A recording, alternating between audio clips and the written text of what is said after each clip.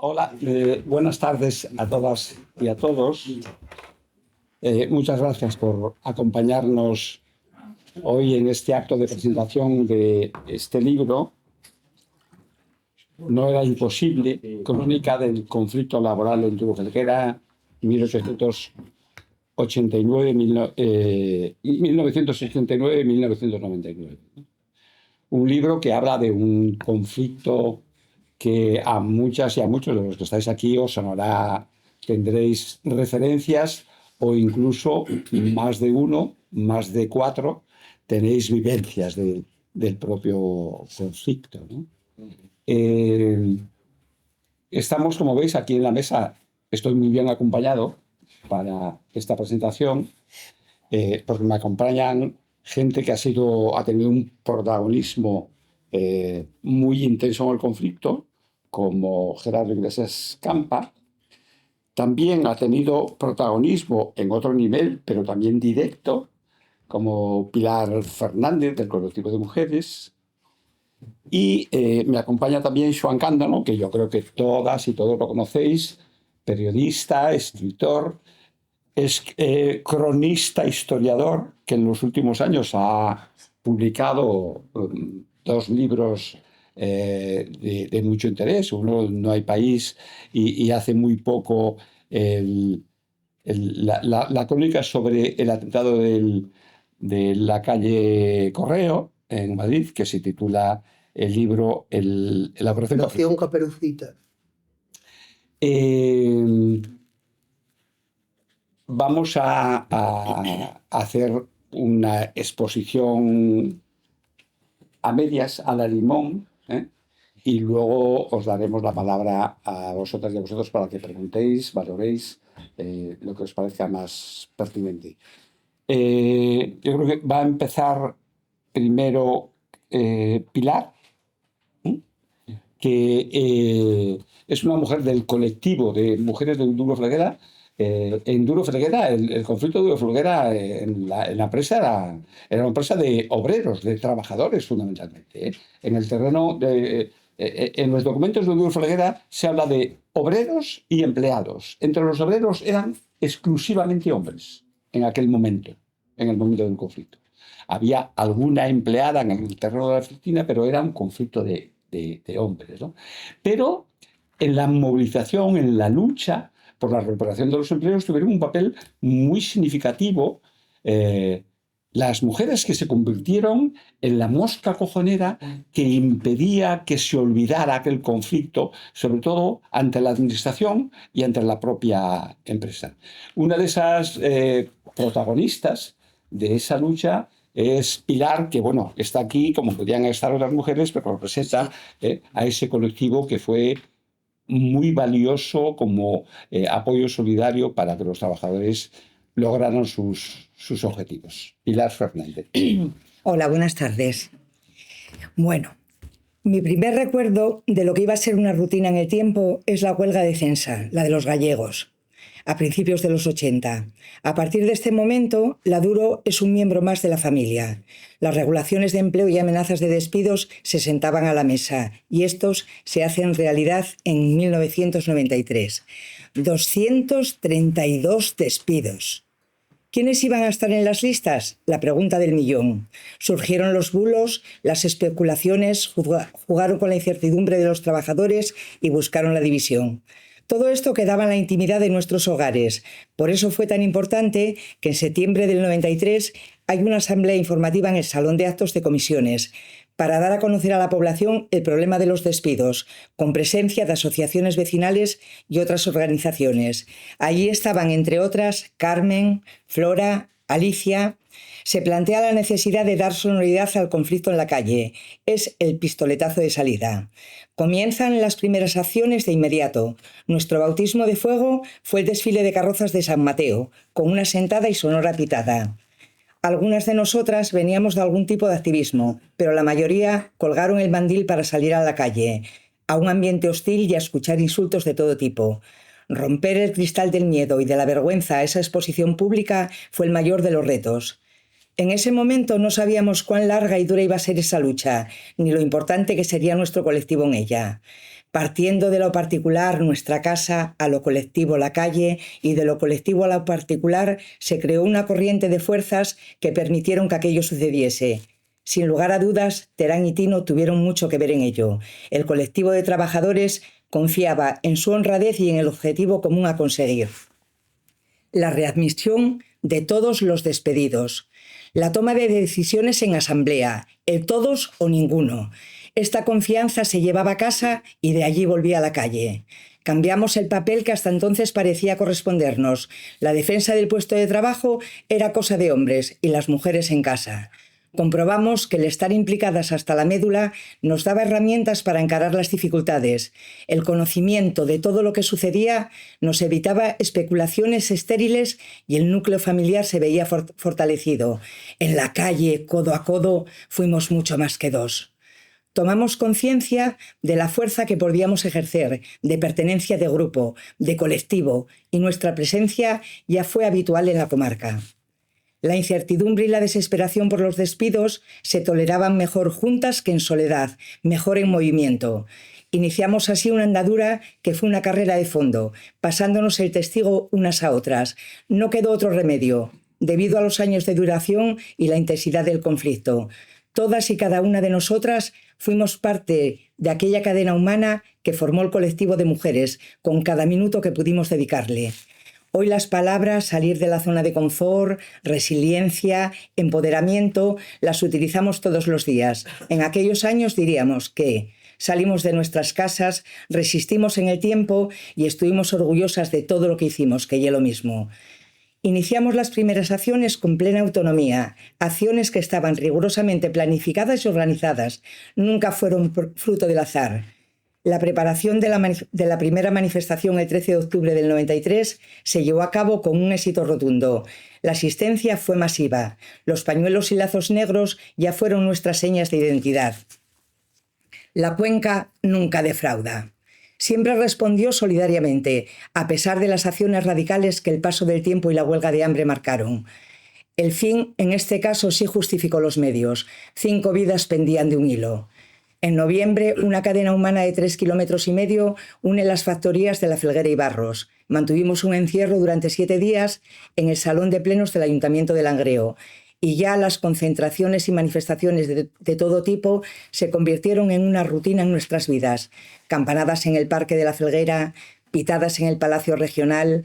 El puente de Sama era nuestra gran vía. Tan pronto salíamos de la Felguera hacia Sama como de Sama a la Felguera. Pero hubo 2 lugares especialmente emblemáticos: la plaza de la Catedral, con ese larguísimo encierro, y la plaza del Ayuntamiento durante la durísima huelga de hambre. Nunca con tanta fuerza nuestras gargantas gritaron «resistiremos». Ahora, con la perspectiva del tiempo y la realidad social que vivimos, parece increíble que todo aquello hubiese sucedido, pero aquello fue verdad, aquello sucedió.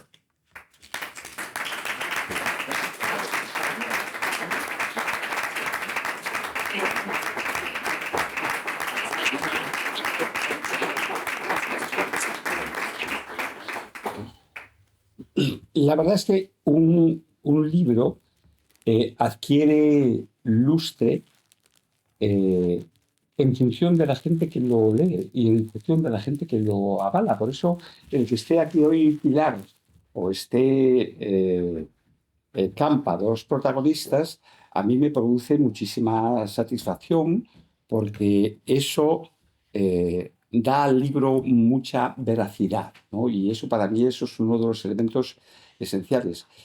Y también me congratula que esté Xoán Cando, ¿no? Para Xoán, este conflicto no está aquí por pura casualidad, ¿no?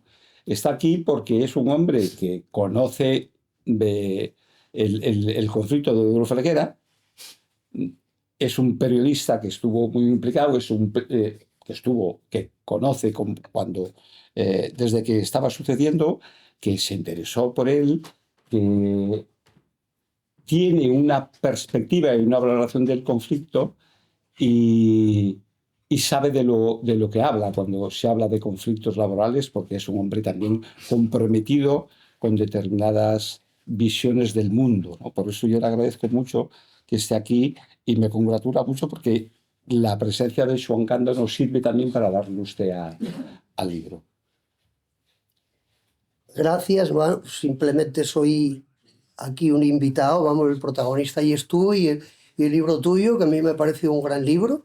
Siempre cuando te invitan a presentar un libro y de un amigo, como en tu caso, te queda ahí una incertidumbre por si no te gusta el libro y a ver si sales del paso.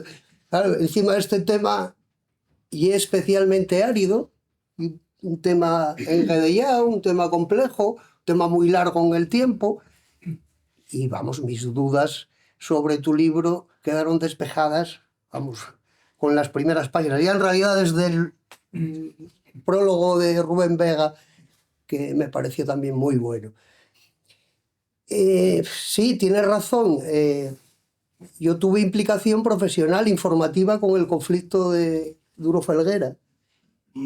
Se dio la fortuna de que en esos años, desde principios de los 90, yo estaba en excedencia de Televisión Española, había montado una productora de informativos que se llamaba Bocamar, con lo cual el eco mediático en televisiones del conflicto buena parte se debe a lo que hicimos, al labor que hicimos en aquella productora, que trabajábamos para las privadas y las autonómicas que hacía poco que habían aparecido, ¿no?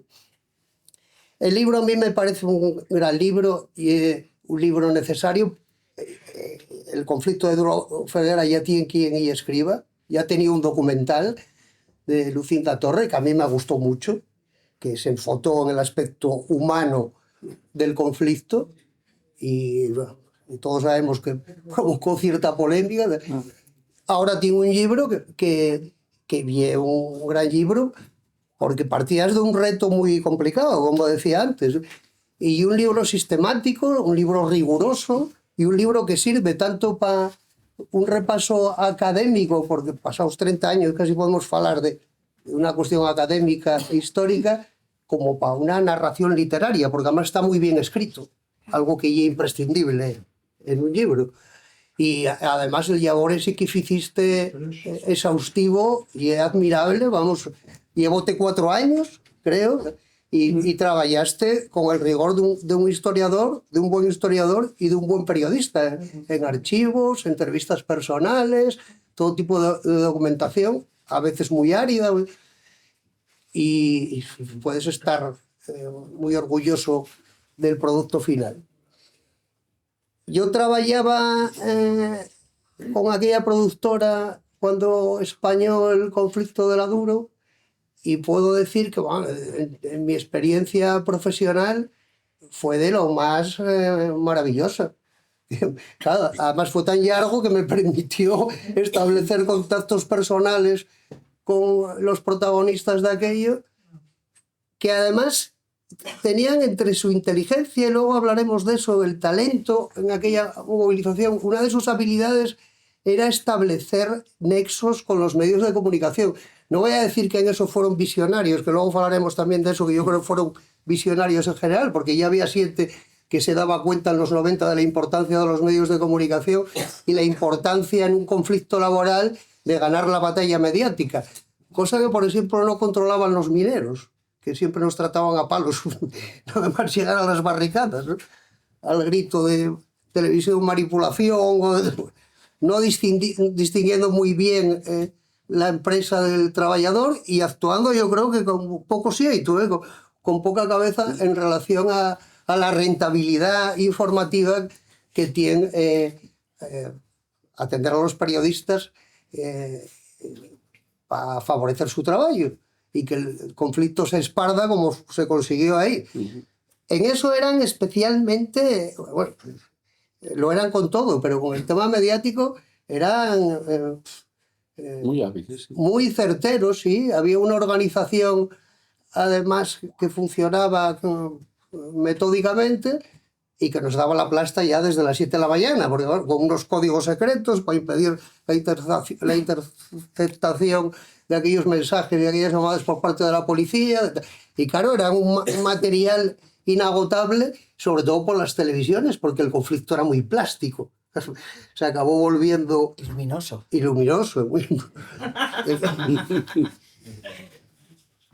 Yo me sentí, y con el paso del tiempo lo ves más nítidamente, me sentí un privilegiado en aquel conflicto porque además aprendí muchísimo desde el punto de vista de las relaciones sociales, desde el punto de vista sindical, de una lucha obrera, y también desde el punto de vista humano, con sus pasiones, sus grandezas y sus miserias, que las miserias no fueron por parte de los trabajadores, sino exactamente lo contrario.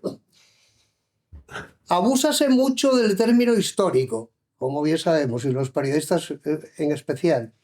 Falamos de conflictos históricos, de asuntos históricos continuamente, y la mayoría no lo son. El partido del siglo, la huelga del siglo... Pero en este caso sí que creo que estamos ante un conflicto histórico y que con la perspectiva del tiempo, ya pasados casi 3 décadas, se ve con mucha más clarividencia aquello que ocurrió. Fue histórico, desde mi punto de vista, claro, que bien personal y me puedo equivocar, fue histórico porque yo creo que eso supuso el fin del movimiento obrero en Asturias, nada menos. Nada menos. Yo creo que el movimiento obrero en Asturias vertebró esta autonomía y esta tierra desde finales del siglo XIX hasta bien entrado el siglo XXI, porque el fin del movimiento obrero se retrasó en relación, bueno, yo creo que apareció en España en Asturias y murió en Asturias más de un siglo después. Claro, también podríamos discutir esto porque podríamos hablar de la huelga de la minería, la gran huelga que persiguió también otro proceso histórico y el propio sector minero en 2017, pero yo creo que eso fue otra cosa. Yo creo que esa heroica, legendaria historia del movimiento obrero asturiano que es genial, ¿no? La historia que llegó el suelo internacional de sintonía. Se puede poner igual una fecha de inicio en la huelgona de 1917, que coincidió con la Revolución Rusa, y yo pondría el fin con ese conflicto, con el conflicto de Duro Felguera, un conflicto, una huelga, una guerra que se ganó. Cosa que no es tampoco norma en la historia del movimiento obrero. Y es histórico también, creo yo. Yo bromeo a veces con amigos historiadores, igual hay alguno aquí, de historia contemporánea, diciendo que la historia es una ciencia exacta. Bueno, es evidente que no lo es, exacta no es, pero es una historia, con sus códigos, sus comportamientos, y sus análisis, y las conclusiones de todos sus procesos. Y desde luego en los movimientos sociales y los cambios sociales no se producen de la noche a la mañana, tienen un largo periodo de gestación. Y en este caso, por ejemplo, yo siempre apunté, incluso durante el conflicto, recuerdo que lo escribí en un artículo en La Nueva España también, que a mí me parece que los trabajadores de la Duro erais los herederos, erais los fíos o los nietos de los anarquistas de la Duro Felguera de los años 30. O sea, como bien sabéis, en Asturias, en el movimiento obrero, lo que cuajó fue el marxismo, el socialismo sobre todo, y el comunismo, que tuvo cierta fuerza también en las cuencas y aquí en Sisión. Pero había 2 importantes núcleos anarquistas antes de la Guerra Civil. Era la Felguera, uno de esos, los metalúrgicos de la Duro Felguera, y Sisión, que llegó a tener un alcalde anarquista en la Guerra Civil, Abelino González Mayada, que esa aparente contradicción por la que pasaron los anarquistas, que también tuvieron ministros, a Montseny y a García Oliver, a costa de la Guerra Civil. Esas prácticas sindicales que tenían los de la Duro, que mayoritariamente eran de comisiones obreras, los comités de las 2 factorías tenían mayoría de comisiones obreras, sin embargo, yo creo que eran comportamientos, prácticas sindicales libertarias. Era un sindicalismo horizontal, un sindicalismo que iba de abajo arriba, se enfrentaron a las cúpulas sindicales de su propio sindicato, un sindicalismo asambleario, un sindicalismo de acción directa, de ayuda mutua también, como bien sabéis las mujeres. Y yo creo que con otras siglas y muchos años después, los trabajadores de la Duro Felguera entonces eran herederos de esas prácticas de la CNT en los años 30, que tuvo su gran bastión en la Felguera. De la misma manera que me parece que aquí en Sisión, que fue una ciudad anarquista, las luchas del Naval también tenían mucho que ver con esa tradición anarquista de Sisión de los años 30, incluso la corriente sindical de izquierdas, aunque fuese un sindicato de izquierdas, una escisión de comisiones obreras. Luego, aparte de histórico, el conflicto llama la atención también por excepcional. ¿Y por qué fue excepcional? Pues fue excepcional, desde luego, por su duración y sus características, pero también porque fue la lucha de David contra Goliat, en la que se impuso David. O sea, era un grupo de trabajadores, de 232 trabajadores, despedidos frente a un monstruo, frente a un enemigo que parecía invencible. No solo ya una multinacional, a la banca que tenía detrás y a los grandes poderes económicos y políticos que la apoyaban. Eso también lo reseñas muy bien en el libro. Por ejemplo, se ve muy bien en las resoluciones de las direcciones provincial o general de trabajo, que por cierto, aquí hay que aprovechar, yo creo, para reconocer el labor del inspector Ignacio Bernardo, el inspector Vázquez, en contraste con los de Madrid, súper vinculados al ministerio y a los grandes poderes y a la propia Duro, que hicieron resoluciones justo en sentido contrario. Y era excepcional porque parecía que era una batalla perdida desde el principio por cuestiones sindicales, porque los propios sindicatos, las propias cúpulas de los sindicatos eran no ya reacios, sino incluso enemigos de las prácticas sindicales que tenían los trabajadores de la Duro, por circunstancias políticas, porque tenemos que recordar que en esos primeros años 90 del siglo XX empezaron las prácticas neoliberales en España y empezaron con un gobierno socialista. Empezaron con el felipismo y con Solchaga en el Ministerio de Economía. El neoliberalismo empezó con Reagan, la Thatcher en los años 80. Aquí en España empezó ahí, y justo ahí fue Maastricht, las primeras reformas en esa onda desde el gobierno, las contradicciones de los socialistas llegaban a tal que fue ministro de Trabajo en aquella época Luis Martínez Noval, que luego a la vez era secretario general de la FSA, aquí aparentemente defendía a los trabajadores, pero allí afufaba la Dirección General de Trabajo para hacer resoluciones en su contra. Con lo cual parecía absolutamente milagroso que esa batalla se fuera a ganar. Yo recuerdo, además, trabajando algunos momentos especiales del conflicto, una fuerza emocional, y yo creo que también puedo situar una de esas escenas en el principio y otra en el epílogo. Recuerdo, aunque los hechos los narras tú ahí y cronológicamente no es exactamente así, pero yo recuerdo, puedo poner en mi cabeza, puedo poner las primeras imágenes en lo que yo viví del conflicto en la asamblea aquella en la Escuela de Minas, en la que se decidió, se votó una votación abierta sobre la oferta de la empresa de liquidar 232 puestos de trabajo. Aquello a mí parecíame, cuando estaba allí viendo aquello, que era emotivo, parecíame tierra de libertad, vamos, de Ken Loach. Y parecíame imposible al llegar a aquella asamblea que aquello pudiera salir adelante. O sea, el no a aquella oferta, ¿sabes? Por motivos humanos, para empezar, en un colectivo de 232 trabajadores, donde lo que buscaba la empresa era dividirlos con gran habilidad, era humano que muchos se descolgaran y además siente que tenía entonces 40 o 50 años, en aquella época de crisis tremenda, parecía humano y parecía inevitable que hubiera gente que se fuera a descolgar. Pues después de la primera intervención que recuerdo de Guillermo Ballina, la oficialista, en favor de un acuerdo y de la cesión, y lo vi todavía más claro que la derrota era inminente. Pero salió luego Terán, que tenía una gran oratoria, y ya me entraron dudas, y luego cuando...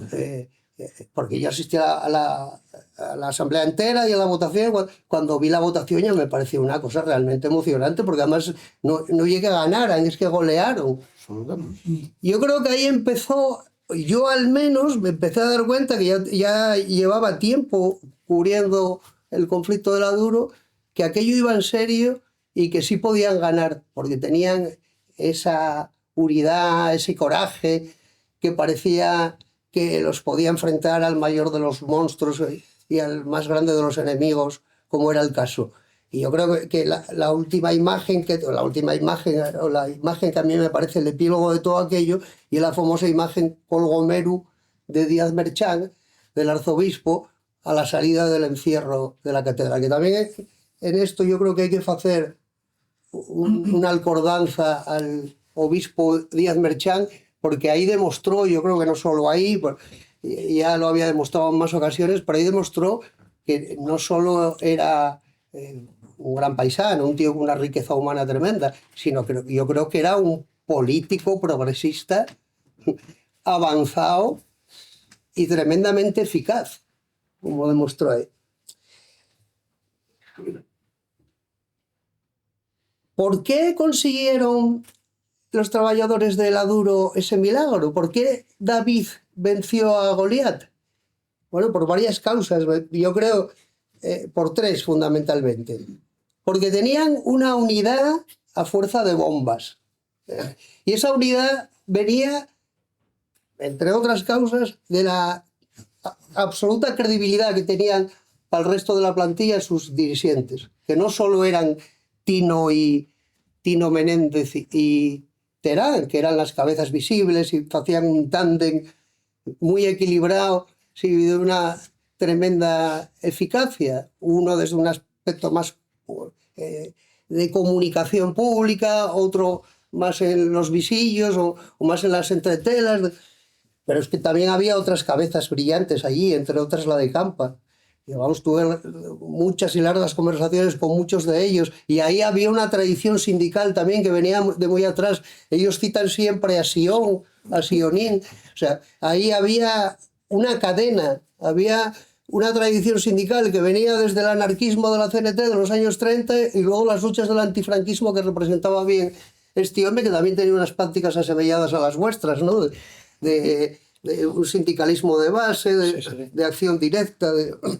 Contra lo que muchos podrían pensar, porque era del PCP y pues, podría presuntamente pensarse que, bueno, un cierto grado de stalinismo podía tener, ¿no? Puedo decir que yo participé en la ejecutiva desde el primer momento, porque él me lo pidió. Sí. Todo lo contrario de lo que puedas pensar. Era una persona profundamente demócrata y un sindicalista de primer orden. Luego, además de la unidad, claro, estaba el espíritu de lucha y combativo, que de eso no hace falta que falemos, porque creo que esa épica sí que la conocemos todos, ¿no?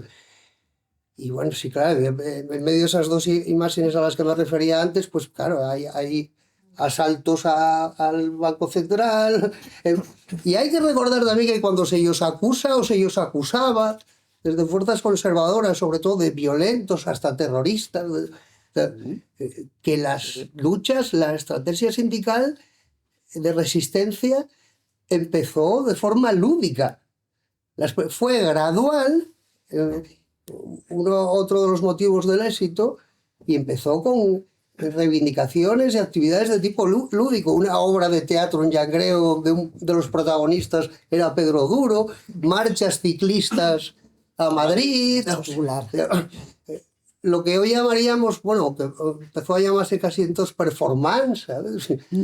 Hasta que os disteis cuenta que el enemigo seguía siendo indiferente a ese tipo de reivindicaciones y a esa forma de plantear el conflicto, y empezó también de forma gradual a endurecerse la respuesta de los trabajadores, ¿no?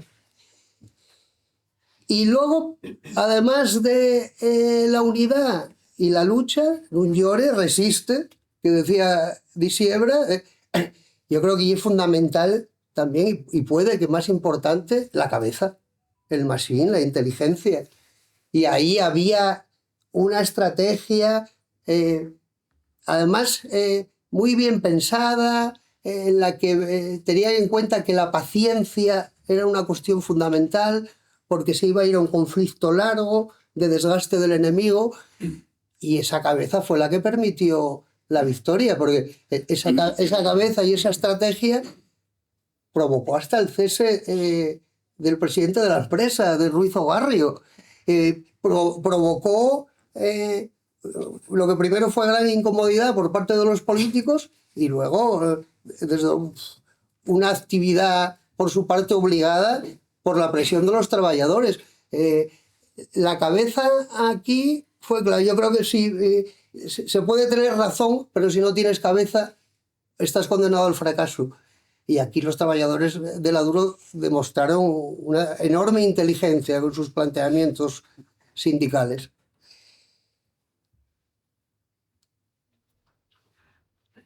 Yo creo que también fueron visionarios.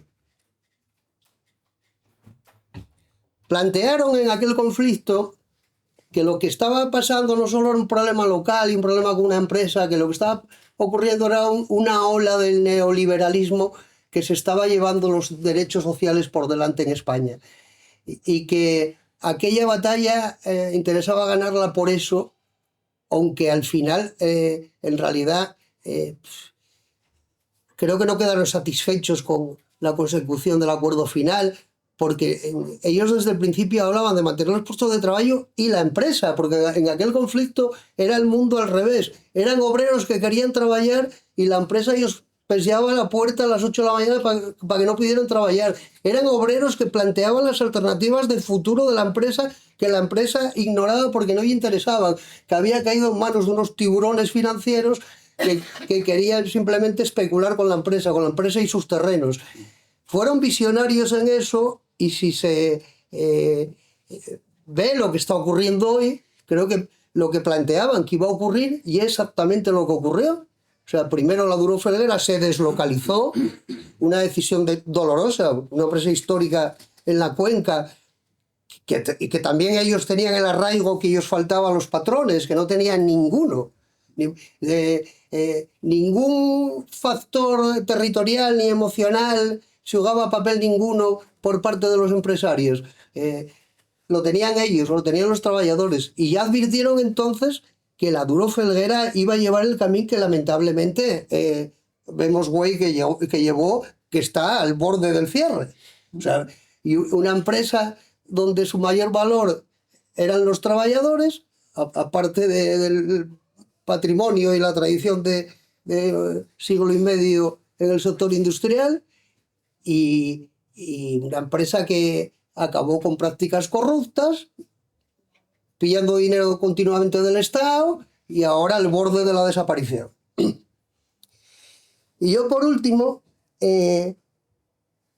también haciendo un ejercicio con el conflicto 30 años después, para que nos ilumine, echó en falta esa inteligencia que demostraron los trabajadores de Duro Felguera, la echó en falta ahora, no ya en el movimiento obrero, que yo creo que desapareció, no la clase obrera, que ya otra, más disgregada, atomizada, como quería la Duro Felguera, con sus prácticas, con las filiales, atomizar, dividir. La clase obrera ahora está atomizada y dividida. Faltan aquellos valores que vosotros bien exhibisteis con gran éxito, y yo creo que también falta inteligencia. O sea, ante la ola reaccionaria, incluso ante el neofascismo que parece que nos invade por todo el mundo, creo que a las fuerzas progresistas, a la izquierda, a los sindicatos, les falta inteligencia primero para analizar lo que está pasando, porque los padres de estas ideas reaccionarias, que tienen nombres y apellidos, y trabajos detrás, y ensayos, y libros, eso sí tiene una idea clara de lo que quieren hacer y lo están haciendo gradualmente. Ahora mismo ya ellos estorba la democracia. O sea, el capitalismo que antes parecía que era inexorable su relación con la democracia, ahora no, al capitalismo ya hay estorbo la democracia y vamos hacia sistemas autocráticos, sino hacia algo peor. Y creo que esa inteligencia que vosotros demostrasteis en un conflicto en un pequeño país del norte de España, bien nos haría falta ahora en el mundo para entender primero lo que está pasando y luego tener las respuestas afalladitas a ello. Muchas gracias.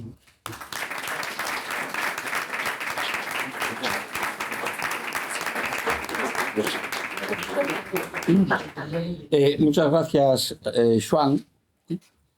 El conflicto de Duro Felguera fue un conflicto con la participación, como decía ahora Joan, de muchos. No hubiera sido posible. No es un conflicto en el que hay un líder y que mueve a una serie de gente que no tiene muy claro lo que hacen. No, hay participación de gente con bastante conciencia y que se ha implicado mucho. Aquí, en esta misma sala, hay más de uno que tuvo una implicación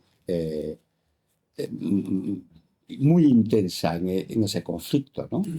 Pero uno de ellos, uno de los que más implicación tuvo, fue Gerardo Iglesias Campa para los amigos, que, por citar dos momentos claves en el conflicto, él tuvo un protagonismo esencial. 52 días en huelga de hambre y desde el 23 de diciembre del año 96 hasta el 31 de julio del año 97, subido en la torre de la catedral, allí contra viento literalmente y las mareas que estaban por ahí. Y él es uno de los grandes protagonistas de este libro y en esta mesa. Así, Campa, cuando quieras. Hola, buenas tardes a todos y a todas. Empezar haciendo un breve repaso de lo que era Duro Felguera. Duro Felguera era todo, o sea, un todo con letras mayúsculas. Era desde la minería, metalurgia, siderurgia, metal, o sea, era todo en la cuenca. Y lo fue todo durante más de 100 años. Y eso significaba dos cosas. Una gran dificultad para los trabajadores, porque eran unos empresarios que venían de unos tiempos en los que se ponía la pistola encima de la mesa para hablar de las cosas. Pero también, y lo notamos en nuestro conflicto, una ventaja. Y la ventaja es que quien no tenía un familiar, ya fuese más próximo, más lejano, que no hubiese trabajado en Duro Felguera, o que él mismo no hubiese trabajado en Duro Felguera y supiese en sus propias carnes qué significaba trabajar en Duro Felguera. Eso creo que fue un punto a nuestro favor que nos facilitó la tarea bastante dura y que parecía casi imposible, que al final se demostró que no lo fue, porque te permitía llegar más fácilmente a la gente, siempre y cuando tuvieses un determinado tipo de comportamiento, ¿no? Yo creo que, por ejemplo, con las luchas mineras, lo que mucha gente no entendía, y por eso luego ellos dan palos y en los medios de comunicación y tal, a nosotros también nos dieron muchos, que no quiere decir que se nos tratase con condescendencia por parte de nadie, pero nosotros teníamos un matiz, porque yo participé en movilizaciones en los dos sitios. Nosotros cuando decíamos, bueno, se cerraba...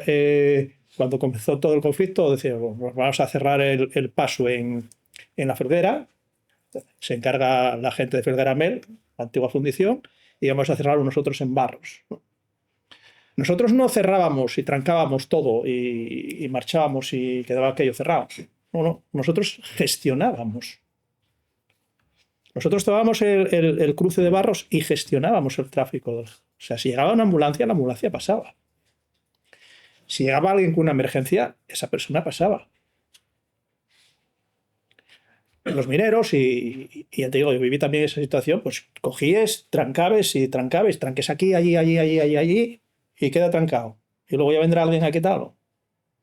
Ese tipo de cosas, y un ejemplo, ¿no?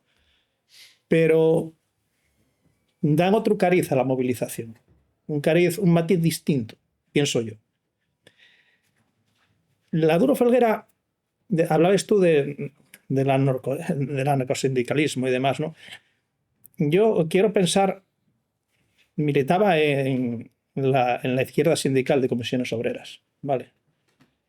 Nosotros, convenio tras convenio, o sea, congreso tras congreso, planteábamos que queríamos una comisión más horizontal y menos vertical, porque cada vez iba convirtiéndose en más vertical.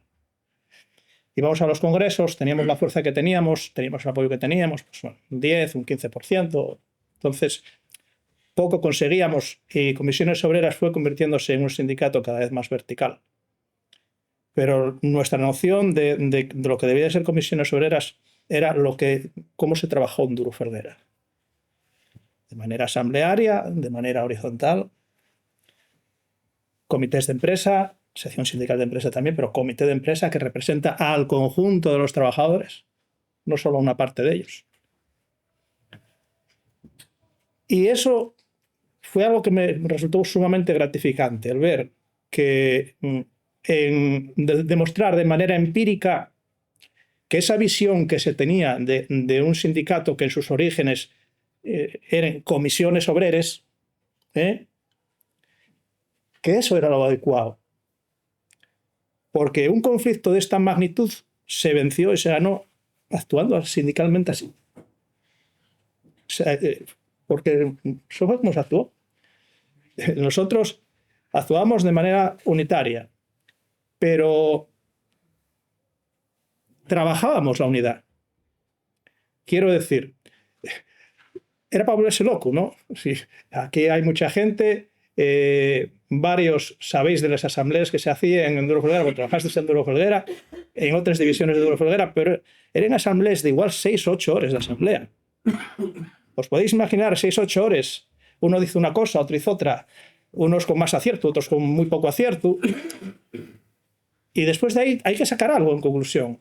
Y algo que nos aglutina a todos, o al menos a la mayoría de nosotros, para tirar adelante, ¿no? Y eso fuimos capaces de hacerlo porque había una trayectoria previa.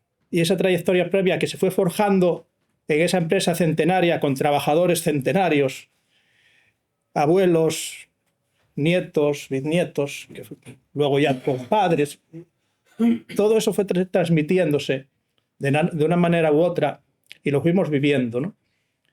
Y entonces, encarnado en Fanjul Sion, que creo, el tiempo que lo conocí, el tiempo que trabajé con él, y siempre me gusta poner de relieve, porque era una persona que sindicalmente era el mejor sindicalista que había en Duro Felguera. Desgraciadamente, se fue de la empresa sin disfrutar de la mayoría en el comité de empresa, porque la mayoría en el comité de empresa la consiguió Comisiones Obreras cuando él se fue prejubilado, ¿no? Pero las enseñanzas que él nos transmitió en la forma de hacer sindicalismo, en la forma de enfrentarse a la empresa, las vivencias que fuimos recogiendo por de lado.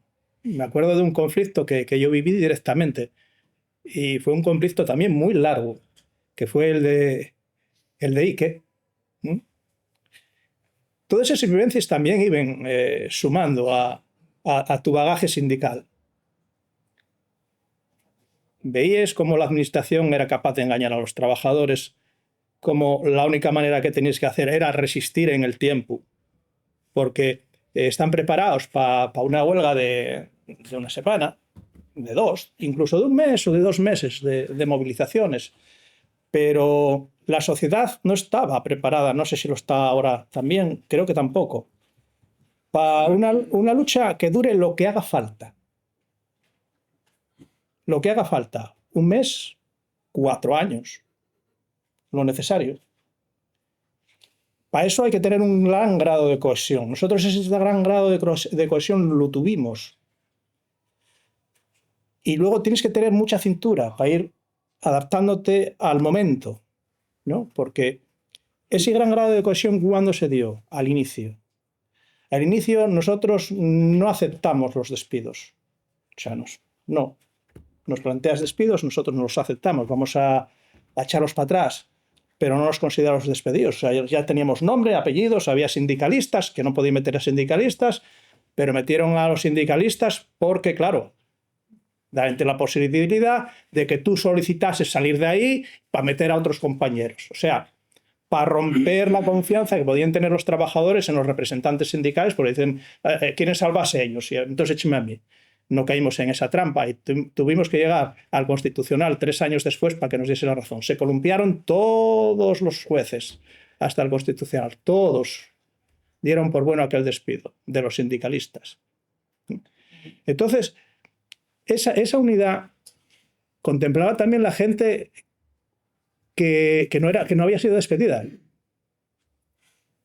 Nosotros entrábamos a trabajar, forzábamos la entrada. O sea, había un guardia de seguridad y nosotros entrábamos a trabajar, una vez ya despedidos, entrábamos dentro de la factoría sin ningún tipo de problemas.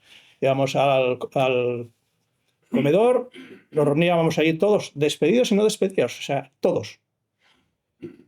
Y organizábamos la toma del cruce. En Federamel lo propio con la parte de allí donde era eléctrica. Y lo cortábamos. Puedo decir que unas veces no había presencia policial y otras veces había una gran presencia policial, pero lo cortábamos igual. Lo gestionábamos y así un día y otro día y otro día. Y esa unidad se seguía manteniendo.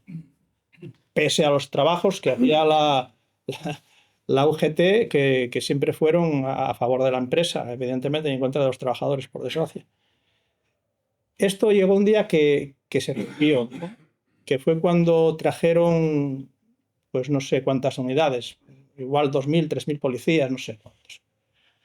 Y cuando yo iba al Camín de Barros, se veía una línea que continuaba hasta Riaño, hasta Villa, de luces azules, que significaba toda la cantidad de lecheres que había, ¿no? A partir de ahí ya no pudimos entrar dentro. Y eso facilitó que esa unidad que habíamos mantenido de tanto los que estábamos despedidos por la empresa como los que no habían sido despedidos, se pudiese ir fraccionando. Por una parte quedamos los despedidos fuera. Durante un tiempo mantuvimos contacto con los de dentro, incluso dábamos los caldo, una relación bien. Hasta que se plantea levantar la maquinaria de la gente que habíamos sido despedida. Y entonces una parte de los trabajadores se niegan a ello. Con lo cual son sancionados de empleo y sueldo. Cuando tienen que volver a trabajar, se piensa en cubrirles la espalda y se solicita una huelga. Bien. Quiero detallarme en esto porque quiero nombrar a la otra parte con el nombre que tiene que tener, ¿no? Entonces, estos compañeros que ya habían sido sancionados de empleo y sueldo por no quitar la maquinaria de aquellos que estábamos despedidos, pero ellos consideraban que no lo estábamos y que teníamos que retornar, que por lo tanto teníamos que tener nuestro puesto de trabajo, cubiertos por la huelga, no van a trabajar. ¿Qué hace el resto? Bien. El resto de esos que no fueron despedidos, pero que consideraban que se había quemado ya una etapa y que había que tirar hacia adelante, les parecía como muy incómodo tener que ir en autocares escoltados por la Policía Nacional para entrar a trabajar. Entonces, en connivencia con la empresa, hacen un encierro. Un encierro, digo, en connivencia con la empresa, hasta tal punto que las máquinas de vending las ponen en automático, a dispensar lo que hiciese falta para los que ahí estaban encerrados. Que los fue a visitar Villa con sus delegados en un autocar. Bueno, toda esta exposición la hago para poder decir que es la imagen más clara y más definida de un esquirol es la de esa gente, porque estaban realizando el trabajo de unos compañeros que habían sido primero sancionados de empleo y sueldo por enfrentarse a pecho descubierto a la empresa y después estaban en huelga por no hacer ese trabajo y ellos entraron para hacerlo y dejarnos en la calle. Hubo que cambiar, hubo que mover cintura, hubo que adaptarse a las circunstancias. Y adaptarse a las circunstancias era dar un salto cualitativo. Y a partir de ahí, y al poco tiempo, fue cuando se decidió entrar en la huelga de hambre. ¿Vale? Pero claro, no una huelga de hambre solo. Me explico. Decías tú antes, y con toda la razón, que siempre entendimos muy bien cómo hacer las cosas y que, efectivamente, un bocadillo no se hace solo con pan. Bueno, pues si hay mucha hambre, ¿no? Pero ya pan y hay que meter algo dentro, ¿no? Para que sea más apetitoso y poder comerlo. Entonces, tú, si te planteas dar un salto cualitativo en las movilizaciones,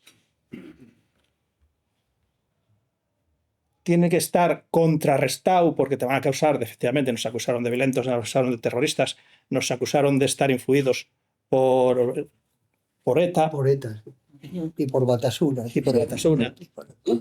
Bien, yo creo recordar que un comentario que me surgió así a voz de pronto, y que en el año 34 los montes de por aquí iluminábanse con los barrenos y no eran de ETA ni eran de HB, eran mineros asturianos haciendo la revolución, ¿eh? Y de ellos veníamos nosotros. Con lo cual, entonces, si pasas a realizar acciones muy contundentes y no dispones un contrapeso, puede entenderse mal y es difícil de vender. Pero si tú previamente arriesgas tu vida, si tienes unos compañeros que están jugándose la vida literalmente, la opinión pública podrá entender más fácilmente que, bueno, algo tiene que hacer. Lo que hagas será más fácil de explicar y de entender. Y ese fue el modelo de actuación nuestro siempre. Un equilibrio entre lo lúdico, entre lo más bélico y entre el sacrificio personal, el sacrificio humano, ¿no? Y puedo decirte que esos 52 días fueron de un sacrificio extremo, ¿eh?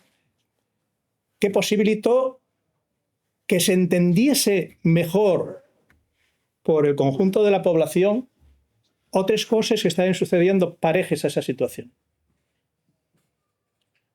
Y que hasta llegar ahí habían entendido también. Quiero decir, cuando comentaba de que todos tenían o habían tenido familiares trabajando en Duro Felguera y que nos había beneficiado, nosotros, cuando al margen de las direcciones sindicales, porque estuvimos en confrontación directa, sobre todo con el metal, pero con la Unión Comarcal también, a nivel territorial los fuimos llevando a rastro. Con el metal no fuimos capaces de llevarlos a rastro, o sea, simplemente nos tuvimos que llegar a dar de hostias, no literales, evidentemente, sino democráticas, votando. O sea, yo no pude votar porque estaba haciendo huelga de hambre y ningún sindicalista de comisiones obreras de la Federación del Metal quiso que yo pudiese votar. Lo hubiese sido tan sencillo, y yo y los otros que estaban allí, que eran de comisiones obreras. Tan sencillo como llevar una urna itinerante. No pude. De los 5 erais 4 de comisiones y uno de uso, ¿no? Uno de uso, sí. No pudimos ejercer nuestro derecho al voto. Ahora sí, mandamos una carta diciendo lo que opinábamos. Vale. A lo mejor fue peor para ellos eso. Entonces, toda esa gente éramos capaces de movilizarla independientemente de si convocaba comisiones obreras o convocaba el comité de empresa.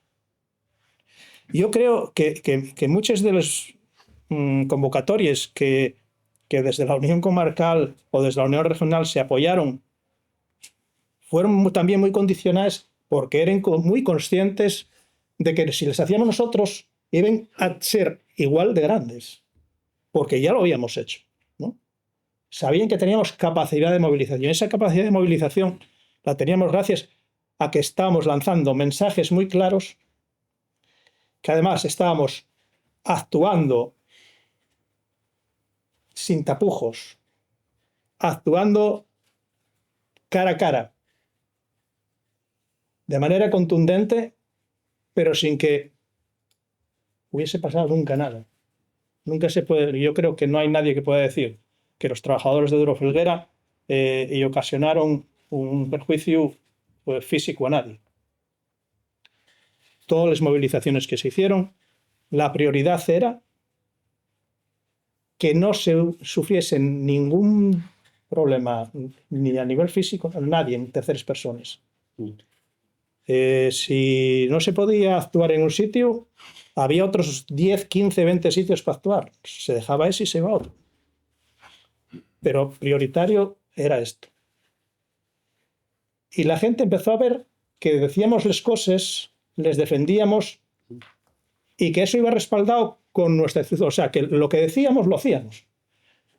Porque ahora, bueno, cambió más, ¿no? Pero antes también ya estaba la gente como muy acostumbrada a personas que decían unas cosas y hacían otras distintas.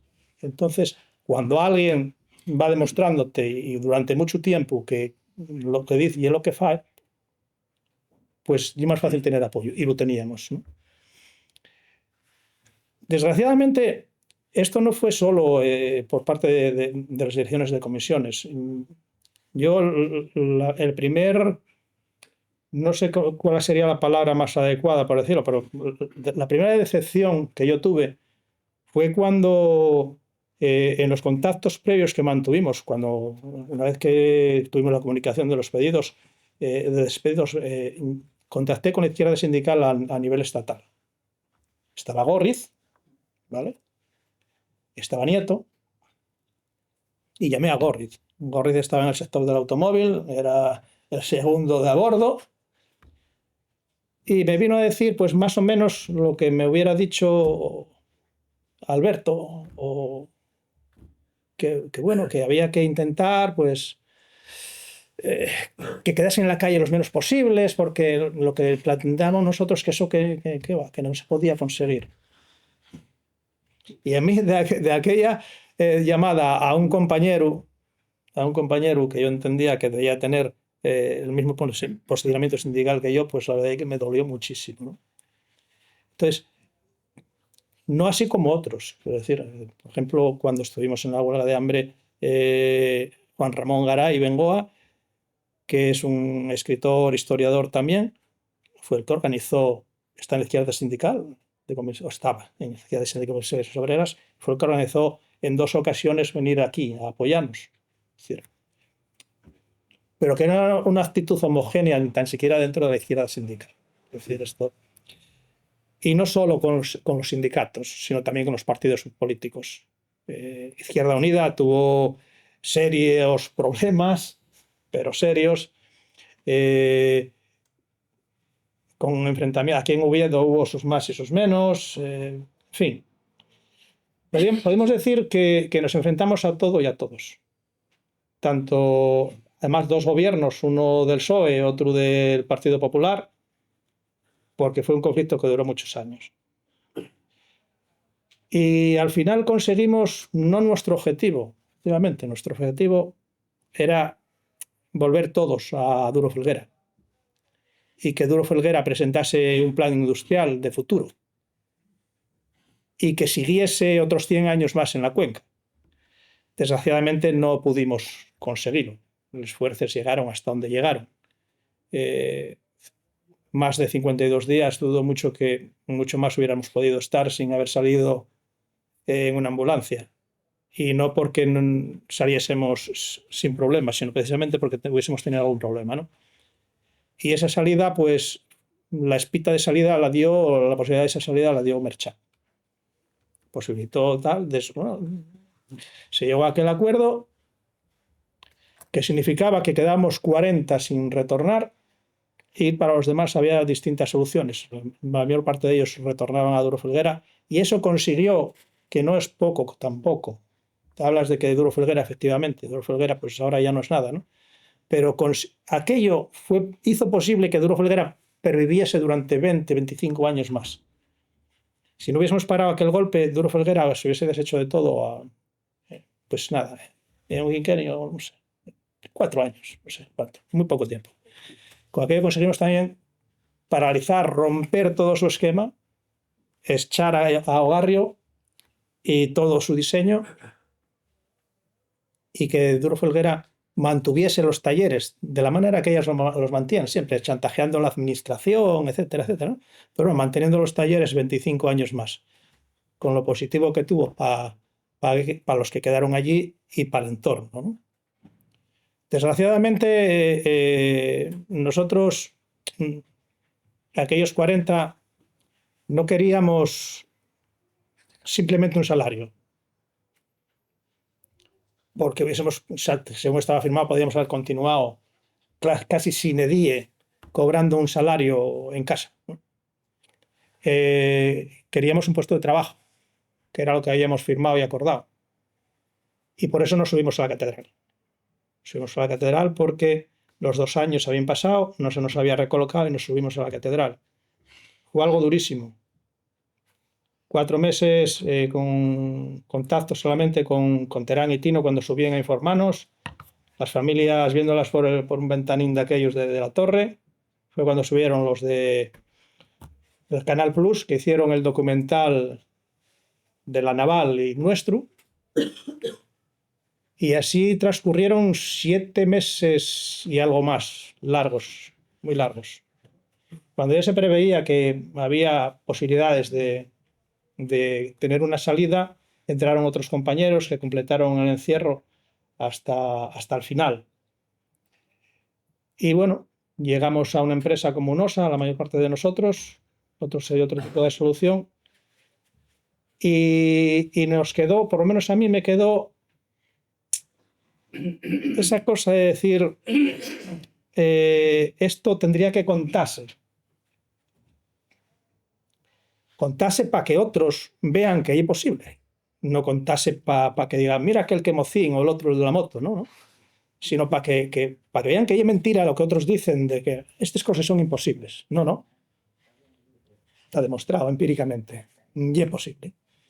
Y gracias a Alejandro, 30 años después, pues bueno, se elaboró este libro. Creo que es muy concienzudo. ¿Podría hacerse de otra manera? Sí. Porque hay un conflicto muy, muy, muy poliédrico. Creo que esa es la palabra que utilizaste un día de estos, efectivamente, muy poliédrico. Puede verse desde muchas perspectivas. Y ojalá que no sea el último que se escriba y que se vayan recogiendo todas esas perspectivas para que haya esa visión amplia, tan amplia como la que podemos tener aquí que participamos.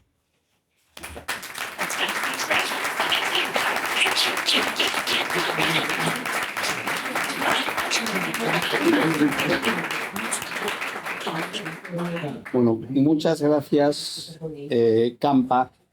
Ahora que es mi turno, antes de empezarlo, quiero comenzar con un momento de agradecimientos, porque este libro lo firmo yo, evidentemente, pero no hubiera sido posible sin la participación de toda una serie de gente, ¿no? que han sido imprescindibles. Después ha habido gente de la que he recibido sabios consejos, que también han servido para mejorar el libro, y también quiero reconocer esa labor. Quiero agradecer mucho a Rubén Vega, que ha hecho un prólogo magnífico, que está aquí con nosotros y que da lustre al libro. Y bueno, y quiero agradecer a la Cultural Gijonesa por poner a nuestra disposición, a mi disposición, y los que estamos en la mesa, este local, y a su presidente Pedro Roldán, que ha hecho todo lo posible porque el acto saliera de forma estupenda que está saliendo, ¿no? Muy brevemente, porque ya se han dicho muchísimas cosas, muy brevemente.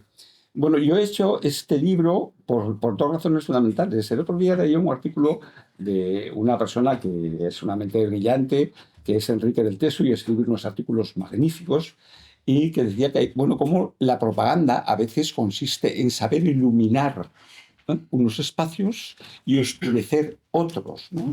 Y en el mundo actual, yo eso lo vengo percibiendo desde hace bastante tiempo, lo que está escondido es el mundo del trabajo. Se iluminan cosas tan poco valiosas para la sociedad como el protagonismo de individuos que no producen absolutamente nada y que viven de ser famosos. Y sin embargo, los que producen la riqueza no aparecen en los medios de comunicación, ¿no? Entonces este libro es un poco un grito contra ese oscurecimiento del mundo del trabajo, ¿no? Para que esté presente, pero también porque quería que, hablando de este conflicto, no solo hablar del pasado, sino hablar del presente y hablar para el futuro, porque en el libro, en el conflicto, pues hay toda una serie de prácticas, de instrumentos que pueden iluminar, ¿no? O servir para que a partir de ahí otros emprendan sus luchas, ¿no? Lo he hecho también con mucho sentido de la responsabilidad, porque ya se ha dicho, es un conflicto con muchas aristas y me ha llevado mucho tiempo porque yo no quería contarlo sabiendo poco. De hecho, yo tuve que dedicar una parte del tiempo, por consejo sabio de mi editor, a recortar, porque de este libro a mí me hubieran salido 1000 páginas, pero que además a mí me parecían importantes, ¿no? pero que hubieran sido excesivas para los lectores, ¿no? Lo he hecho con mucha responsabilidad, con mucho cariño, y este es el resultado. Como os han dicho muchas cosas, yo sí quiero incidir en algunos aspectos. El eje esencial de este libro es el conflicto laboral entre la empresa y los trabajadores. Ese es el eje fundamental del libro. El conflicto entre una empresa que despide a 232 trabajadores porque quiere aumentar el beneficio, y los trabajadores se resisten a esa decisión y quieren volver a tener su puesto de trabajo. Ese es el eje. Como de esto se ha hablado bastante, ha hablado Pilar, ha hablado Joan y ha hablado ampliamente Campa, voy a referirme a otros planos, porque el conflicto, este conflicto tiene muchos planos y en el libro aparecen esos diversos planos. Uno, el plano social, también se han dicho algunas referencias, porque lo que consiguen los trabajadores es ligar a la sociedad langreana, a las cuencas, y menos en círculos cada vez con menos entidades, desde Langreo, la cuenca del Aragón, las dos cuencas y Asturias, y eso ha sido un elemento esencial en el desarrollo y en el resultado del conflicto. Segundo, el plano sindical. Ya se ha dicho bastante sobre los conflictos intrasindicales e intersindicales, ¿no? Porque hay posiciones claramente distintas entre la posición de UGT y de comisiones obreras, y hay conflictos internos entre los trabajadores con sus respectivas federaciones regionales. Y yo he tratado de recoger todo eso, porque me parece que es importante, que hay que contarlo y que puede servir también para iluminar sobre los diversos modelos sindicales, las diversas concepciones, y cómo eso tiene su influencia en las luchas. Tercero, el plano político, de lo que se ha hablado poco, pero el conflicto, y eso yo creo que creo que está ampliamente recogido, la lucha de los trabajadores va modificando la posición de todos los que intervienen en el conflicto y va generando una ola que obliga a los demás a moverse. Por ejemplo, en el plano político, la posición inicial del gobierno es: esto no nos compete, no es cosa nuestra, y es un conflicto entre unos trabajadores y su empresa, que es una empresa privada. Pero la lucha, la habilidad y los mensajes van modificando la posición del gobierno, que se ve obligado. Y primero pasa a intervenir como un elemento de intermediación, pero termina jugando un papel en la negociación y en la propia solución del conflicto. Y eso es una victoria de la lucha. Lo mismo que en el plano sindical va modificándose a veces las posiciones de los sindicatos por el movimiento que se genera en la lucha. Y en el plano de la empresa va modificando. Hay toda una serie de momentos muy significativos desde que hacen los despidos, y permitidme un inciso aquí. Los despidos se producen en marzo del 93, pero previamente, y eso está en el libro, hay una parte que consideraba yo que era necesario contarla, la prehistoria del conflicto y los momentos de intensificación, porque eso explica después a dónde se llega.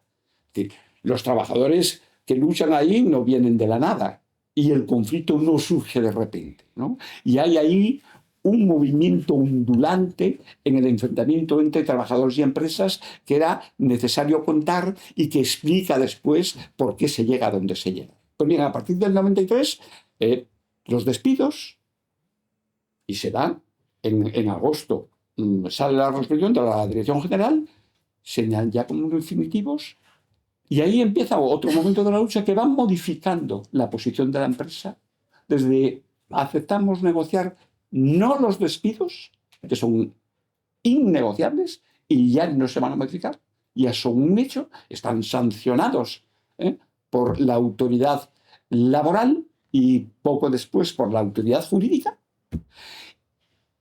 Pero después hace una oferta en noviembre y después otra oferta más, que va un poco más allá en febrero y se rechaza, y después se cargan porque Ogarrio sale de Duro Felguera y eso es un éxito suyo, ¿no? Y después se inicia una negociación que acaba, etc. Se van modificando. Hay otro plano también muy significativo que yo creo que juega un papel importante y no me voy a extender porque Joan ha hecho referencia. Es el plano mediático, porque los medios de comunicación son un territorio, y a lo largo del libro lo veréis, los que tengáis interés en leer, son un territorio de lucha. Hay otros territorios en el conflicto, pero uno de ellos, y no menor, es el de los medios de comunicación. Y a lo largo de todo el conflicto, sabiendo el papel que a veces juegan los medios y los diversos marcos que se tratan de crear para jugar en ese conflicto, en esa lucha.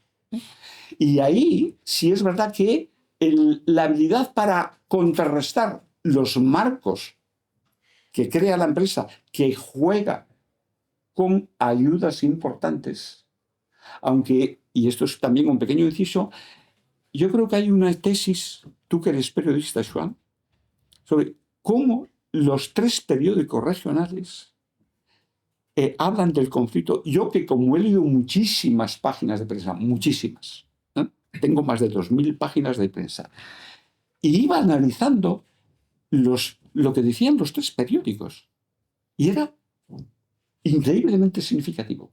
Veías la voz de la empresa, la voz del gobierno regional, y tú ya sabes quiénes son, y a veces la voz de los trabajadores, que también.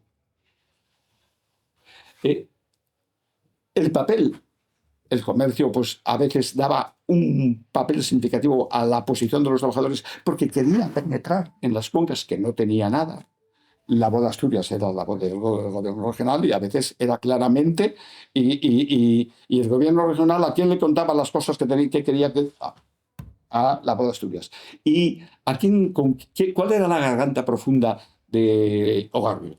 Pues tiene nombre y apellidos, pero yo no lo voy a decir. Pero sabemos que jugaban cada uno. Entonces es un territorio muy interesante también que da para un libro, pero bueno, no es el objeto de este libro, pero es un elemento que juega en el conflicto laboral, en el conflicto entre los trabajadores y la empresa. Y claro, hay un plano que es esencial, que es el plano humano, que a veces nos olvidamos, pensamos que los conflictos laborales se mueven en terrenos abstractos, pero son conflictos en los que hay personas. Y en este conflicto hubo mucho sufrimiento.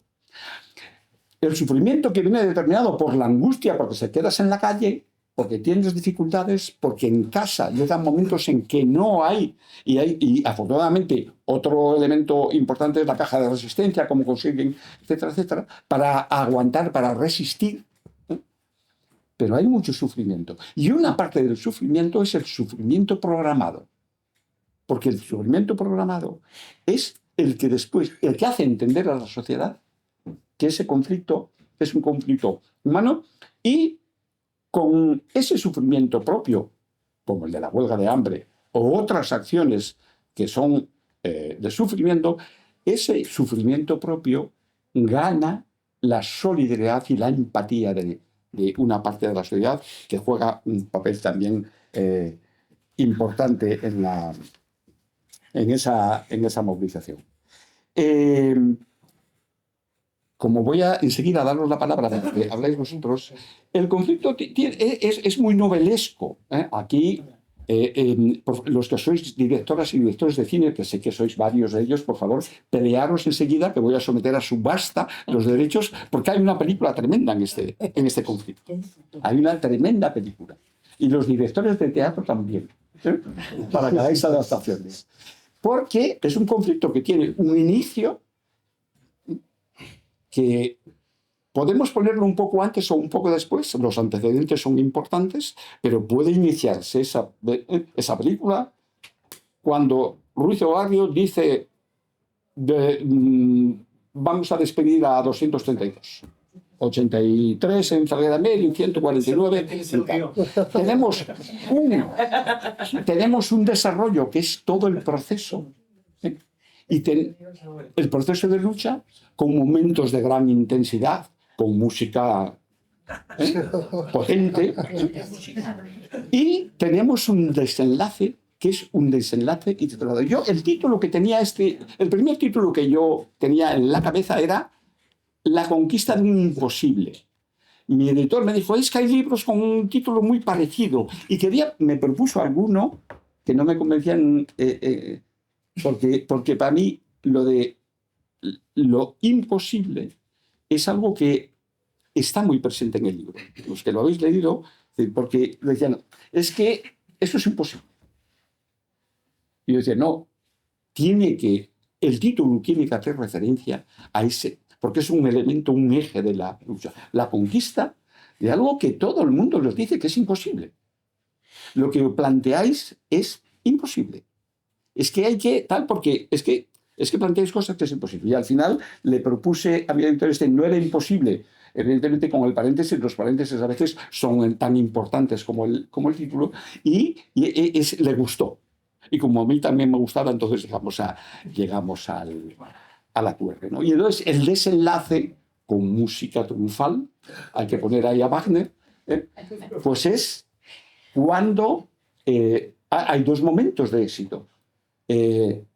Noviembre del 94, el acuerdo por el que hay solución para los 232, pero la cosa parece que se va a solucionar, pero como en el mito de Sísifo, hemos subido al pico de la montaña, pero se cae la piedra y hay que volver a levantarla. Se soluciona rápido, porque Duro Felguera es verdad que cumple muy pronto. Cumple porque le han ganado una tremenda batalla. Si no doy solución a esto, la imagen de la empresa va muy mal y está jugando un papel muy negativo para el tal, y tenemos que solucionarlo. Y Duro Felguera cumple muy pronto. En el 95, Duro Felguera ha recolocado todos los que tenía recolocado, ha puesto en marcha lo que le correspondía, y quedan 40. Y llega el 96, y vuelve a reiniciarse el conflicto, hay de nuevo música tal, y van 318 días a la torre de la catedral. Solo unos locos como estos, entre comillas lo de locos, es decir, solo los que tienen muy claro que este conflicto lo tenemos y lo vamos a ganar y no vamos a renunciar mientras no lo ganemos. Y eso lo consiguen cuando en un nuevo noviembre, el mes de noviembre, en este conflicto es muy significativo en lo positivo porque se alcanzan. Sísifo sube la piedra arriba del todo, pero el mes de febrero es el lado contrario, es cuando la piedra se cae abajo del todo y están hundidos. En febrero del 89, en febrero del 92, en febrero del 93, etc. Entonces, el momento final es cuando... La culminación es cuando ese acuerdo en el 99, en noviembre del 99, por el cual ya se consigue la solución para recolocar a esos 49 que tiene que recolocar el gobierno del Principado, aunque todavía se alarga un poco la cosa, y el último entra a trabajar en el 2002.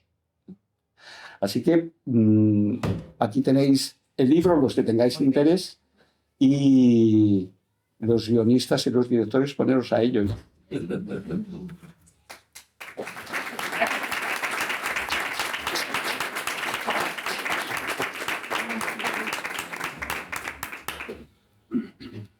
Ahora sí podéis preguntar, podéis valorar o cuestionar. Si no hay preguntas, podéis interrumpirme en cuanto queráis, pero si no, ¿alguien ha levantado la mano por ahí?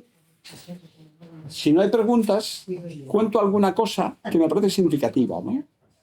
Por ejemplo, en mayo del 93, hay unas resoluciones de la Dirección Provincial que dan la razón a los trabajadores y se la quitan a la empresa. Pero, es decir, no aceptan los expedientes de despidos, de extinción de contratos técnicos. Pero en agosto la Dirección General avala esos despidos y los da por buenos. ¿Por qué se produce eso? En el libro hago referencia a ello, trato de explicarlo porque es una cuestión política, y evidentemente tiene mucha importancia el marco político. Pero además he tenido la suerte, porque yo he buscado en los expedientes y he estado en el ministerio buscando carpetas, y yo pedía carpetas y hacía fotos, miles de fotos de documentos. Y en una de esas carpetas encontré documentos de esos que se hacen internamente, pero que no se enseñan a nadie, pero a mí estaban allí, nadie me dijo que no podía fotografiarlos y yo los fotografié. Y ahí se explica, o queda claro, que lo legal tenía muy poco valor. Es decir, hay conciencia en la propia Dirección General de que jurídicamente aquello no se sostenía mucho. Pero se introducen explicaciones de por qué se aprueban esos documentos que son muy curiosas. Os decía antes que aquí podían salir 1000 páginas. En el primer borrador que yo mismo recorté ampliamente, antes de que el editor me mandara todavía a recortarlo bastante más, tenía dedicado a esto varias páginas para decir, mirad a qué grado, cómo se puede aprobar dos expedientes de este tipo, 83 y 149, y tienen aquí documentos que se los he pillado yo, porque seguramente nadie había pedido nunca esas carpetas todavía, y que dicen, bueno, pues ¿por qué tal? Bueno, es que esto, claro, van a preguntarte a Soledad Córdoba en el Parlamento pues sobre esto, porque claro, ¿cómo dices esto? ¿Cómo se dice en la resolución esto si resulta que dices tal? Es decir, que no se sostiene mucho, pero mira a ver cómo te lo bailas, ¿no? Hay material muy, muy curioso. Pero hay también la tensión que se vive en determinados momentos. El sufrimiento que viven, por ejemplo, cuando llevan 40 y pico días de huelga de hambre y no tienen nada todavía que justifique que pueden salir de allí. Y no pueden salir si no salen con algo, porque si salen de allí con una derrota, ya es muy difícil volver a encarrilar. ¿Cómo vuelven a encarrilar? Sería... Y entonces hay momentos muy tensos, muy difíciles, ¿no? Y ahí, bueno, tú porque estabas un poco zumbado y estabas dispuesto a... No, a ver. Alguien decía, alguien dijo, perdóname, alguien dijo, cuidado porque ahí hay alguno que no sale sin nada o sale con los pies por delante. Sí. A ver, te hablo con sinceridad. Y además aquí hay otra persona también que formó parte de ese equipo. Vale. entramos para ir saliendo de uno en uno.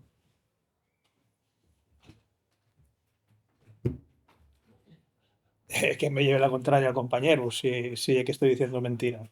O sea, entramos con la convicción de que de allí era muy fácil que saliésemos jodidos, en una palabra. Pero que lo que había que conseguir era la solución, o algo muy cercano a la solución.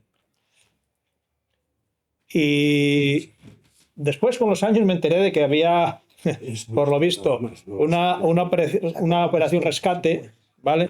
Por si la tozudez nuestra implicaba riesgos demasiado importantes para nuestra salud, y llevarla a cabo y sacarnos, ¿no? No sé cómo hubiesen sido capaces de sacarnos los nuestros compañeros con la plena decisión nuestra de no salir. Quiero decir,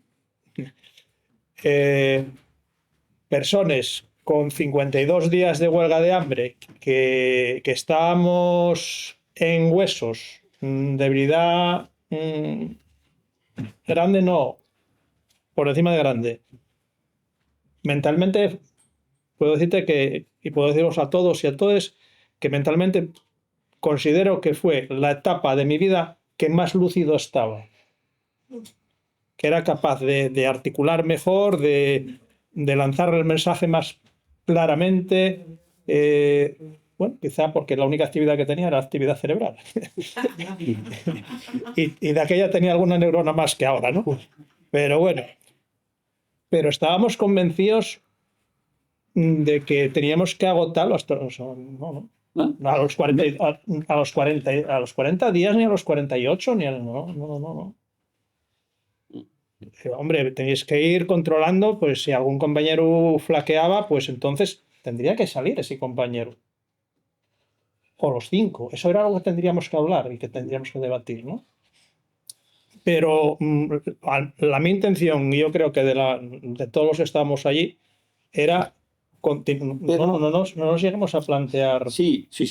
No, que llega un momento en que la situación ya, porque hay también aquí los mensajes que salen en la mesa, que eso lo tuve que recortar mucho para no hacerlo pesado, pero hay una verdadera embestida en los medios de comunicación para que salgáis. Sí. Y esa embestida no es... Desde Hay octava, una parte bien intencionada y otra parte no tanto, yeah, de los mensajes que hay, sí, pero son muchos en esos. En los días, a partir de los 40 días, hay muchos mensajes, ¿no? Para que salgáis. Y encontráis, termino ahora con esto y te doy la palabra, se encuentra la salida de que los 55 curas que piden por carta a Merchant que intervenga, y Merchant interviene. Y yo creo que es una jugada muy hábil. Aparte de el sentir personal que tiene Merchant, su simpatía por, digamos, los trabajadores, etcétera, es una jugada muy hábil. Y tiene efecto porque yo creo que en ese momento se está dilucidando, hay una tremenda pelea, porque en el gobierno ya tienen miedo que pase algo a uno y aquí se forma la marimorena, porque tenéis la simpatía de una parte de sociedad. Y la empresa ya también empieza a tener miedo, porque esto hay personas en la empresa, por ejemplo, el de personal, el del Río, que está planteando, aunque nunca lo dicen públicamente, que está hablando de angustia, se pasa algo, esto puede ser. Entonces, cuando interviene Merchant, tienen la salida también la empresa del gobierno, sí, porque lo que hacen no es una concesión a vosotros, hacen la concesión al mediador. Y eso les permite ceder, porque vale, vamos a crear esa mesa, porque nos lo pide Merchant. Pero Merchant hace una reunión, una única exclusiva, con Bonet, que es el consejero de Industria, y se retira. Luego, la imagen del gomero es justamente en ese momento cuando se produce esa foto icónica de los tal con gomero, que es en finales no, es exactamente del 4 o del 5 de abril del 94, esa foto. Bueno, yo quería comentar una cosina aquí. Me pido un poco que me perdonéis si no tengo muy buena memoria de las cosas que pasaron y tal, porque, bueno, por problemas de salud yo no recuerdo ya todo bien. Pero si vienen lagunes de ciertos paralelismos que yo viví con esta situación, pero que claro, como dijo Alejandro, el autor, ¿no? Que este libro podía tener 1000 páginas y podía hacerse una película. Y no sé, yo creo que se podría hacer hasta una serie. Porque este libro trata del conflicto del 93, pero ya que luego hubo una secuela posterior, en ese mismo taller, que a lo mejor no fue tan espectacular y a lo mejor ya éramos menos y tal, pero viene de ahí. De esto vino después lo que vino después. Y eso yo lo que viví yo. Y tiene muchas cosas muy parecidas, pero no son lo mismo. Evidentemente, la sociedad del 2013 no llega igual que en el 93. Ni los chavales tenían esa cultura sindical, ni la sociedad, en el neoliberalismo más profundo y en la época de Aznar del todo va bien, y los rollos inculcados ahí, tenían la cultura de comprar un BMW cuando entraron en Duro Felguera, este tipo de cosas, ¿no? Que ya no tenían nada que ver con el compañerismo que algunos habían mamado quizás en los 90. Pero claro, hay muchas cosas que son muy parecidas. Bueno, otra cosa que hay distinta es que la empresa generaba unos beneficios históricos cuando nos quisieron cerrar la segunda vez, no como antes que les daba pérdidas y no sé qué. Ahí ya decían que solo perdía barcos, entonces esto era tal, y para los accionistas tal, había que cerrar. Bueno, cuestión, nunca hubo una inversión más desde aquel conflicto hasta después. No hubo una máquina más nueva, nunca, y eso aquello no... Ya sabes, no pudimos llegar a competir. Coincidíamos con las deslocalizaciones. Había llegado el fin de la política arancelaria, llegamos a las deslocalizaciones bueno, lo que estamos viendo, ¿no? Todo está la producción ahora en Asia y en otros sitios. Estamos en otro sitio diferente. Pero había cosas que son las mismas. Por ejemplo, había ciertos personajes que son los mismos, que estaban allí, que yo viví, tenía que trabajar con ellos. Todo esto que... No veladamente, porque dijo la palabra esquilones y tal, no veladamente, pero que Campa hizo referencia a ellos. Pues estos personajes que tienen nombres y apellidos, como yo no sé, pues... sí, Marcel Suárez Cuevas. Suárez, Ampudia, toda esta gente, que tú eres en el comité conmigo. Si había que llevarlos de la mano. Porque si no, rompiente, si éramos 120, pues ya entonces quedábamos en 50. Porque esta gente ven así, que siempre fueron así.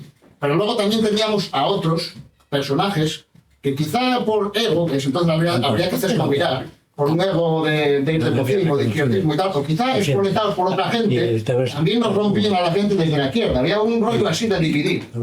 Y luego, por otro lado, estaban los cúpulas sindicales, que ahí, en los 90, igual yo daba un poco más de vergüenza. Porque había la cultura de que, oye, la gente presionaba el abajo y tal. Bueno, había la cultura sindical que venía del franquismo, que todavía ya quedaba poco, pero todavía no estaba tan burocratizado y tal. Al haberse perdido esa cultura, ya no haber bases y tal, ni nada, se había creado una auténtica burocracia oligárquica dentro de los sindicatos, que estaba ahí. Y eso es lo que yo tuve que tratar. Eso que decía Campa de que había mucha distancia entre los cúpulas y las asambleas, aquí ya era profundamente así. Aquí ya eran cúpulas que recibían subvenciones claramente, que hacían cursillos y tal, y que después tenían liberados, pagados por el gobierno y tal, porque con estas subvenciones se pagaban liberados y después se creaban comités de empresa con chavalucos que ellos conocían ahí y viven ahí a decirles lo que tenían que hacer. No había política de vamos a formar a esta gente, que hagan asambleas ahí. No, eso ya no funcionaba así. Y todos chocaron con nosotros. Conmigo concretamente chocaron y luego acabó teniendo que salir yo de comisiones precisamente por esto. Porque había el rollo precisamente de que no les gustaba que fueres allá a Oviedo a decirles lo que ibas a hacer. Iban a decirte ellos tal. ¿Por qué? Porque ellos no se ocultaban en decir claramente que eran amigos de máximos accionistas de la empresa, que comían con ellos y que tenían amistad personal. Y entonces ellos hablaban entre ellos. Y luego había, por ejemplo, un director de trabajo que se llamaba Antonio, ese tío sobrevivía, yo no sé, tío, tuvo igual que 20 años ahí, con todas las administraciones, era el mismo tío. Y entonces se conocían todos, y era una cosa, ¿sabes lo que te quiero decir? Era una cosa que era brutal. Entonces, claro, ya todo estaba desde arriba acordado entre ellos y trataban de imponértelo a ti. Por un lado tenías a la empresa que te reunías con ella, por otro tenías a la UGT atacándote, ya decidiendo, habiendo decidido con la empresa desde arriba los sindicatos lo que iban a hacer contigo, y luego tú te tienes que estar solo. Y era lo que había. Y yo quiero llegar a decir que después de estas victorias, porque hay como cierto tono triunfalista, no era imposible, tal. Pues sí, pues fue imposible. Porque, bueno, y es verdad que tiene, a ver, tiene mucho mérito lo que hiciste. Y lo que hicimos nosotros hasta cierto punto tiene mucho mérito de la sociedad asturiana de ahora. Porque la sociedad asturiana de ahora, enfrentarse ahí a 90 y pico despidos y tal, y salir más o menos, que al menos no te acaba la gente en la calle, tiene cierto mérito también. Pero son victorias pírricas. Yo lo que quiero decir es que quédate un cierto sabor de derrota. No conseguiste todo lo que querías. Y yo tampoco. ¿Por qué? Porque hay recolocaciones, que a lo mejor nosotros también tuvimos recolocaciones que fueron aquí en Gijón, pasaron de Barros para Gijón 6 cabales. Hay prejubilaciones, aunque en nuestro caso... Perdona, es que, mira, hay otra palabra y a mí me han dicho con menos cuarto... Ya cierro esto. Hay prejubilaciones, en nuestro caso tuvimos la suerte de que conseguimos que Duro Felguera pagase a esos paisanos con un 5% anual de su vida todo el dinero en el banco hasta que se jubilaron, con lo cual les pagó no el Estado, sino ellos, que tenían perros, ¿vale? Y al final hay un plan industrial, que fue lo que decía Pampa, que hicimos un plan, nosotros también. Hicimos ellos, como nos habían engañado una vez, hicimos ellos firmar negro sobre blanco qué fechas iba a haber para comprar estas máquinas y cuándo iba a ser. ¿Qué pasó? Llegó el comité posterior, dominado por las élites sindicales, y nunca hubo nada de mirar que ese plan se cumpliera ni nada. No hubo ni una huelga, ni una rueda de prensa para decir que no se estaba cumpliendo ni nada. ¿Y sabes qué estaba pasando con el taller? Que cerró. Que era lo que estaba hablado desde el principio. Vamos. Vamos a ver, hay una palabra y luego cierro. Agradecer esta iniciativa. Tener memoria es necesario si queremos tener futuro, y algo tiene que ver con lo que señalaba Swan.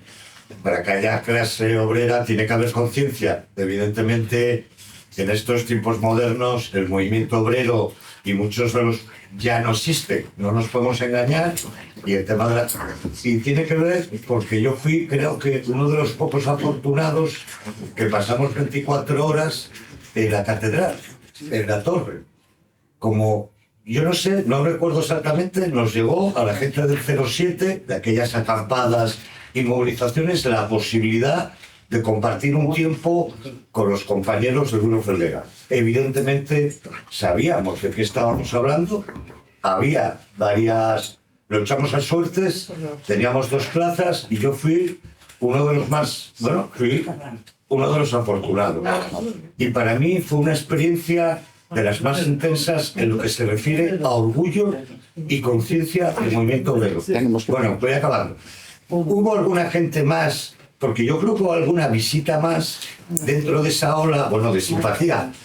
Pues poco tiempo después, gente de centros asturianos subimos a apoyar en un congreso mundial la movilización de los Felguera. Pero a mí me suena que hubo alguna gente más, y agradeceros aquella experiencia que la sigo teniendo presente. Hoy solo una cosa, hay en la parte final del libro, porque yo este libro lo escribí porque sigo creyendo que es absolutamente esencial la lucha sindical. Dice un personaje muy protagonista en este conflicto también, en las páginas finales, dice: al sindicato hay que criticarlo, hay que empujarlo, tal, pero sin sindicato no faremos nada. Y hay que tener mucho cuidado con los mensajes que nosotros lanzamos. Es decir, nosotros tenemos que hacer una crítica, pero para convertir en algo mejor los sindicatos, para que funcionen mejor, para que empujen, tal. Pero tenemos que tener mucho cuidado con hacer antisindicalismo. Hay que hacer sindicalismo. Es esencial. Ahora tenemos un verdadero problema de participación. Y lo que hay que ocuparse es de que participe la gente, de que luche, de que adquiera conciencia. Pero a veces queremos muy fácil. Que lo fácil no vale para nada. No. Los sindicatos están hechos de personas, no son entes expertos. Y a esas personas hay que convencer de que hay que luchar, de que hay que empujar, y no es fácil. Pero desde luego lo que no es conveniente es el mensaje del antisindicalismo. Eso es lo peor. Precisamente, si nos quieren robar los sindicatos y ocupar las cúpulas sindicales y comprar a la gente que está ahí, es porque vale. Precisamente por eso. Y la lucha sindical es lo único que vale. Exacto. Bueno, pues muchísimas gracias a todos.